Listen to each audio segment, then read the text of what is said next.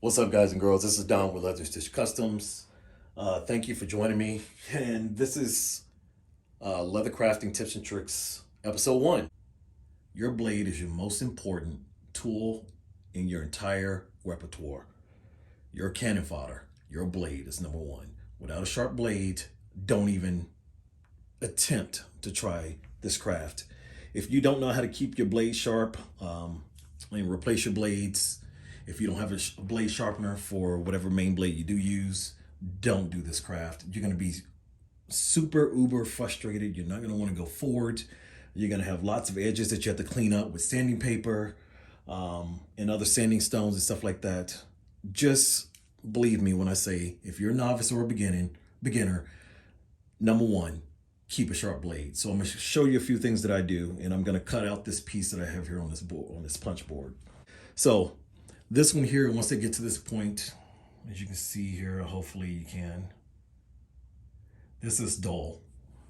It doesn't cut me whatsoever. It's already been used. And so what I like to do is, let me go ahead and grab my Sharpie here. Sometimes they don't always look like that, okay? So I will take a Sharpie and I'll just mark right through it. That way I know I've already used that side of the blade. Flip it over. Set the new one in. Now, I've already used this one too, so I'm not going to use this. But I want to show an example of what you want to do when you've already used one side. So I'm going to go ahead and replace this with the blade from this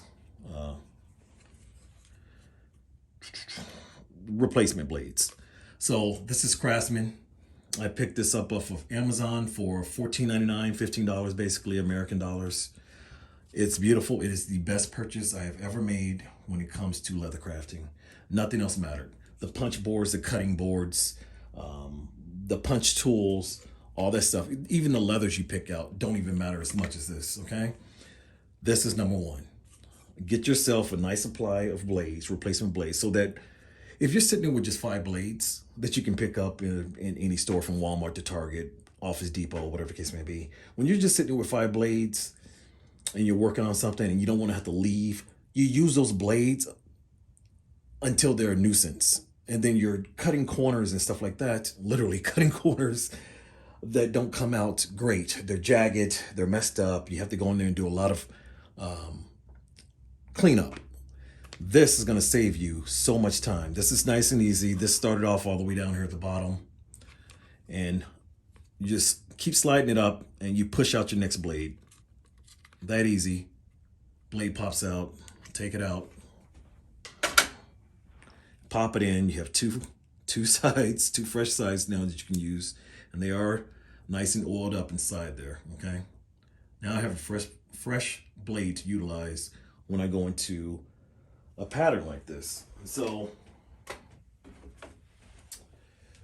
these have rounded corners and they stray away, okay?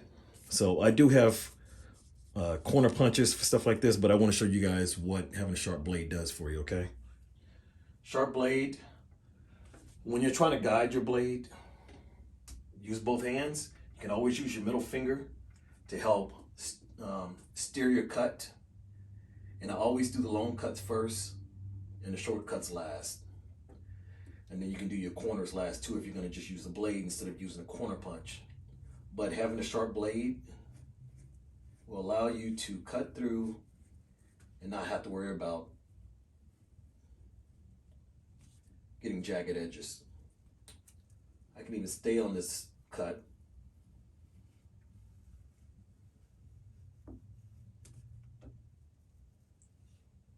work all the way through. This gives me a really clean line without all the jagged mess up edges and stuff like that. Plus having this here keeps my board from shifting around when I don't want it to.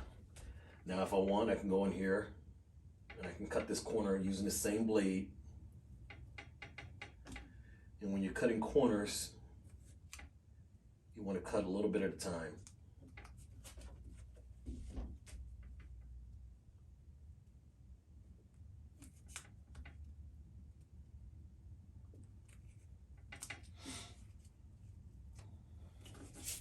and voila, it's that simple. Now, this here, like I said, will keep your board from slipping around.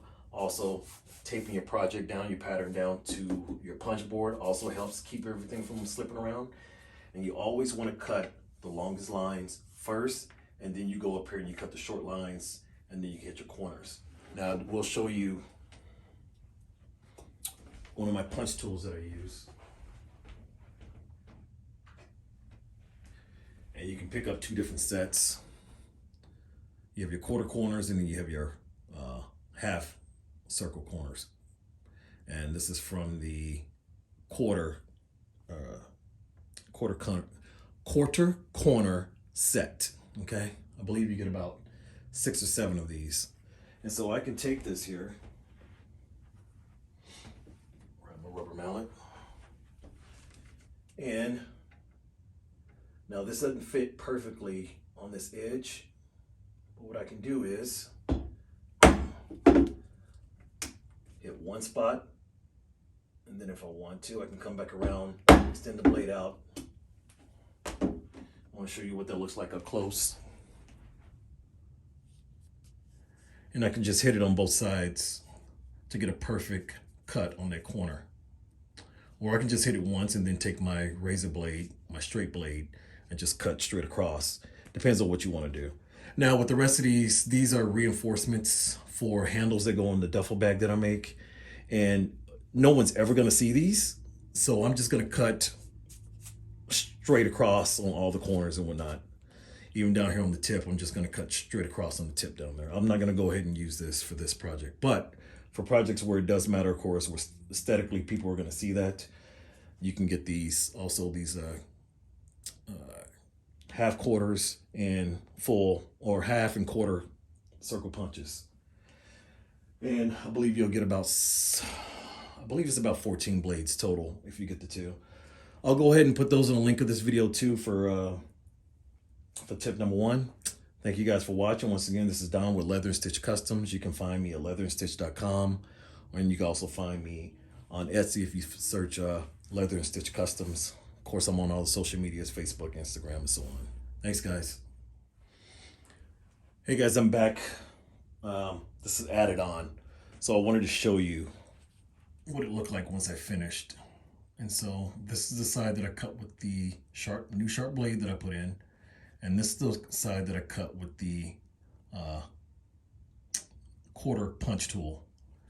And when you look at this, when I cut it just with the sharp blades into small sections as I cut around, it came out better than when I use 2 punches with the